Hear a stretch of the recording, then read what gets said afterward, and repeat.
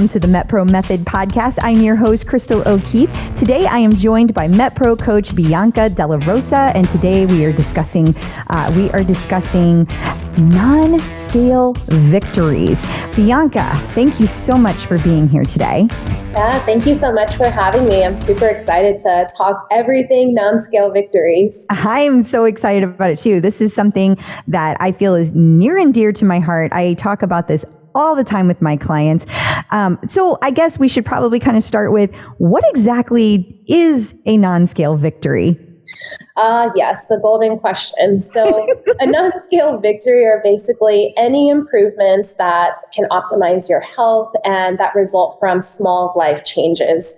And there's a huge ton of them that we can talk about, but those little changes that are changing your lifestyle, that are changing your health, are going to be those non-scale victories. Okay, so maybe let's drill down on a few. Give me a few examples, real life. Yeah, absolutely. So energy is definitely a big one. Energy is huge because if you are changing your diet, if you're changing your nutrition, it is inevitable that your energy is going to increase. And when you have more energy, you're more likely to work out. You're more likely to get outside and get active. You can sleep better. So that is a huge one. Photos are a big one as well. So taking those before and afters are super important. It's not necessarily just the number on the scale that gives you a snapshot, but those photos are so important. Hydration is super important as well. If you are well hydrated and you're drinking lots of water, it goes right back to energy. You're going to have plenty of energy. Your skin is probably going to be looking a little bit better. And you might actually feel less hungry than what you normally would too. So, yeah. So I think maybe it's something to kind of consider. If you want to consider that a victory, right, then I guess you kind of need to be tracking it. So you talk about pictures, for example. You need to have a picture to compare, to do a before and after. And it doesn't necessarily have to be like, oh, I've reached my goal weight, now I will take my after picture, right? Exactly. And, MetPro does track pictures and measurements. However, having that number on the scale is not something to hone in on and focus on, because there are so many variations and there are so many things that can change day to day.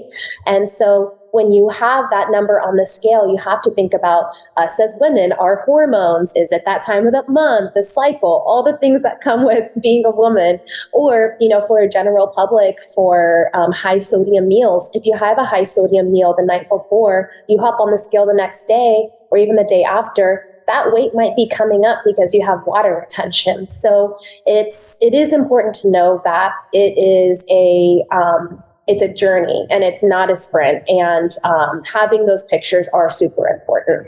I agree with that. And one thing that I constantly find myself telling people is, losing weight is not always a straight line. In fact, nobody loses weight in a straight line. Like, you might have several days in a row where it's loss, and then it goes back up. And you did everything, quote unquote, right, by the book. Everything was exactly as you planned. And then for some reason it goes up. And to your point, there's a million different examples of why. Exactly. Losing weight is not a linear journey. If it was, then everybody could do it, but it is up and down and all around. And it's okay to have those changes. And, you never want to feel discouraged if your weight is up one day and then it's down another day. And that's why it's nice to have things like, pictures or those non-victory aspects of, how am I performing in my workout? Am I sleeping better? Is my blood work getting better?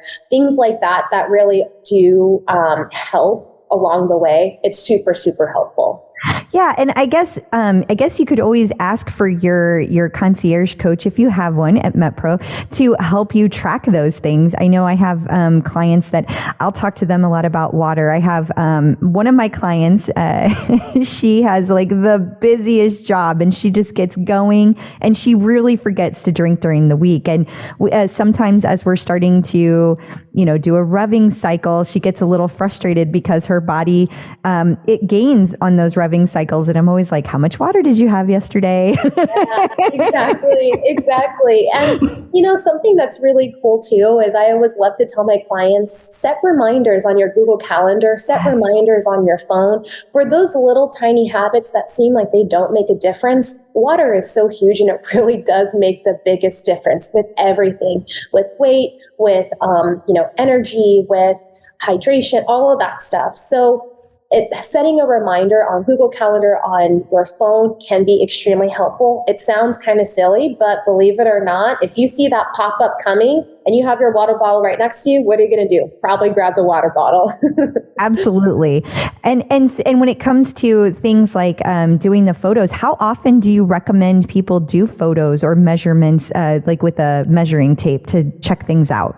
Yeah, so I guess it varies from client to client, and I would say that monthly would be good, just because if you tried to do this every single day, oh my goodness, it would be so discouraging. Even if you tried to do this week to week, you have to take into consideration that everybody's life is different. You may not be doing the same thing last week that you did this week, so usually about a month's time will be pretty good just to see where you're at. There's going to be some form or type of change. Yeah, that's a really good point. And when it comes to things like drinking water or seeing how your workouts are improving, is there something that you can recommend for people to be able to track those track those changes as they occur? Yeah, absolutely. I would say especially with performance and when clients are actively doing workouts, really trying to consciously feel how your energy levels are and how fueled you are.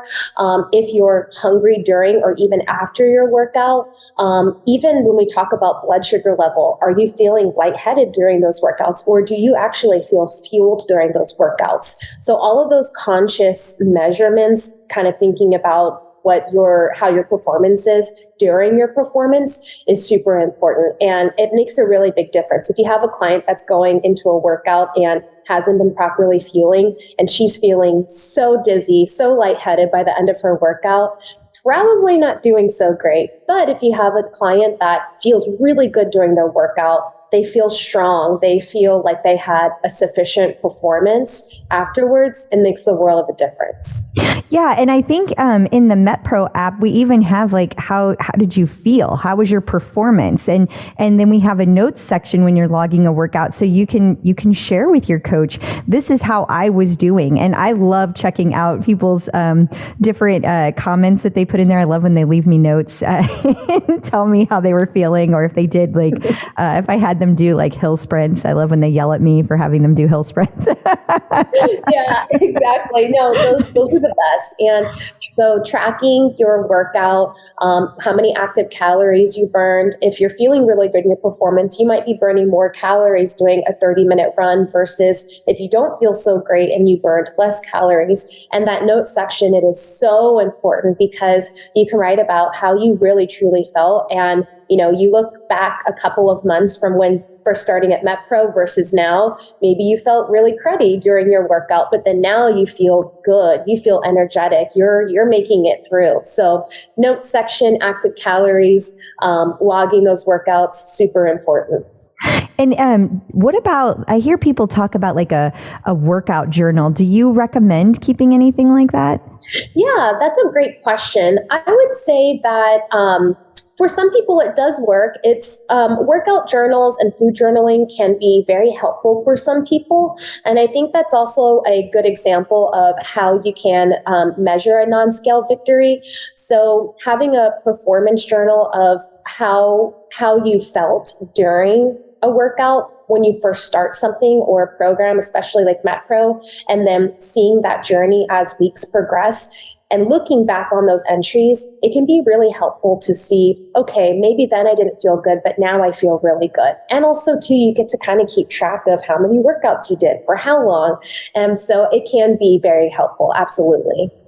And what about okay, whenever you're tracking these things, let's say you've been tracking I don't know, your water, and you were drinking 50 ounces before, but now consistently you're doing 64 ounces. Do you have any thoughts on how you can, reward yourself in a positive way, or do positive reinforcement in some way that you're motivated to keep going and to keep doing that, especially if, like you said, you're not seeing it necessarily add up? Because if you don't drink water, it's like you don't necessarily feel it instantaneously. It's not. Right, exactly. It's not like those instant gratifications where all of a sudden it's like, okay, like this is it, it's the end all be all. And I think that a lot of times it's very easy to lose the stamina and motivation when there's not a certain number on the scale. But those other things that you can take into consideration of, okay, I drank 50 to 60 ounces or 64 ounces of water, which is what MetPro recommends,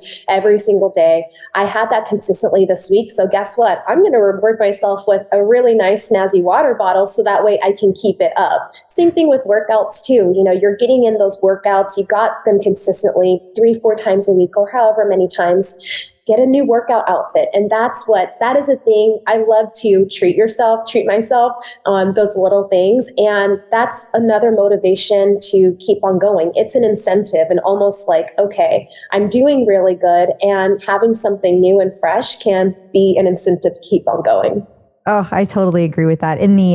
I'm a huge Peloton user, and we often talk about magic pants because we get a new pair of leggings, and it's like magic. Suddenly, you get a new PR on the bike. Exactly. It works instantaneously overnight, and there's nothing bad about it. There's nothing bad that can happen for getting yourself new. So it's always a plus, and you got to do it. So.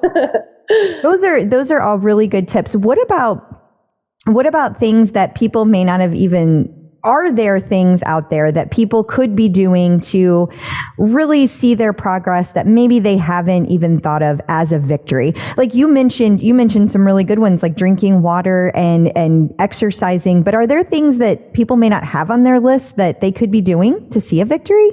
Yeah, I would say, one of the things that isn't always necessarily measured, but you can kind of feel consciously, is also the way that your clothes fit. So even if you aren't necessarily thinking about an analytical number, feeling the way that your clothes fit whenever you're trying to work towards a certain goal can be actually very helpful too. Okay, maybe those skinny jeans, I can finally fit into them and I don't have to jump up and down to try to, bring them over my tummy. They're fitting a little better now. And, our t-shirts are starting to get a little bit looser. So things like that are also really helpful.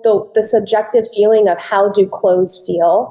And also sleep too. Sleep is a really big aspect that a lot of people don't think about. And I actually hear a lot of clients tell me, all right, well, I'm starting to eat better. I'm starting to exercise more. And believe it or not, I'm actually starting to sleep better too. You can't avoid stress in life and work. However, sleeping is also another great aspect that can be super helpful, not only in your recovery, but how you feel when you wake up. Yeah, that's so true. And you tend to eat more calories whenever you're tired. So it's like kind of goes back to full circle. Yeah, exactly. You've got lots of hormones going crazy up, down, and all over the place whenever there's a lack of sleep. And it has a big impact on mood. And, when your mood is down, when your energy is down, it makes it really hard to try to get through a workout or get through the day. And so having a sufficient amount of sleep, 7 hours to be exact, that's a sweet spot, is going to really help with not only recovery of like your body, but muscle recovery and replenishment as well. All such good advice. What did we miss anything? Is there anything about non-scale victories that we have not covered today? I think I would say that if there's anything else, those progress pictures, tape measure, the way that your clothes fit, those are definitely some of the main ways to track, your own non-scale progress throughout the day. But, if you're able to do that, you don't have to focus on just the number on the scale, and it makes things less overwhelming. And it's a good way of, something to focus on for sure. I think that's great advice. I know some people get discouraged when they focus solely on that number on the scale. And I'm one of them. I get really down if that's the only thing I ever focus on. Bianca, thank you so much for your time today. I really appreciate it. Listeners, that is all for this week. You can find all of the MetPro Method episodes anywhere you get podcasts or metpro.co/podcast. Please be sure to follow the show and rate and review. That lets other people know what they can expect. And you can learn more about MetPro at metpro.co. I'm your host, Crystal O'Keefe, and I will be back next week. Until then, remember, consistency is key.